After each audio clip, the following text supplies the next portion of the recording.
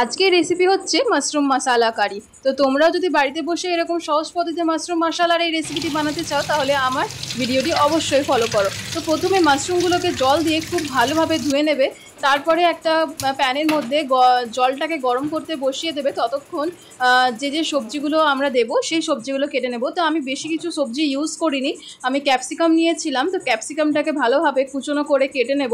তারপর কেটে নেব হচ্ছে পেঁয়াজগুলোকে ভালোভাবে কুচি কুচি করে কেটে নেব।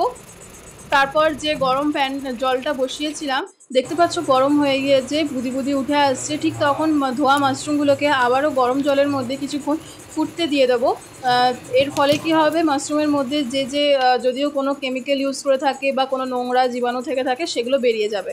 তো তারপরে তেল দিয়ে ভালোভাবে পেঁয়াজ আর ক্যাপসিকামগুলোকে ভেজে নেব। যখন ব্রাউনিশ হয়ে যাবে দেখতে পাবে, তো ঠিক তখন টমেটো কেচাপ দিয়ে দেবো উপর থেকে এবং সিদ্ধ করা এই মাশরুমগুলোকে দিয়ে দেবো।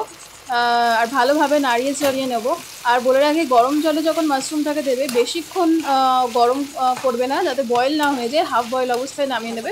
তারপর স্বাদ মতো লবণ, স্বাদ মতো চিনি দিয়ে দেবো। চিনি দিলে টেস্টটা আরও একটু এনহ্যান্স হয়ে যায়।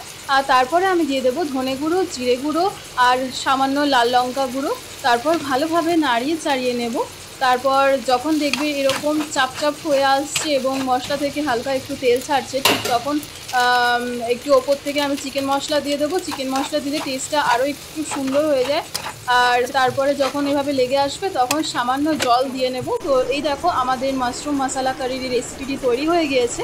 যদি তোমাদের আমার এই ভিডিও ভালো লেগে থাকে তাহলে অবশ্যই লাইক, কমেন্ট আর সাবস্ক্রাইব করে দিও। চলো টাটা।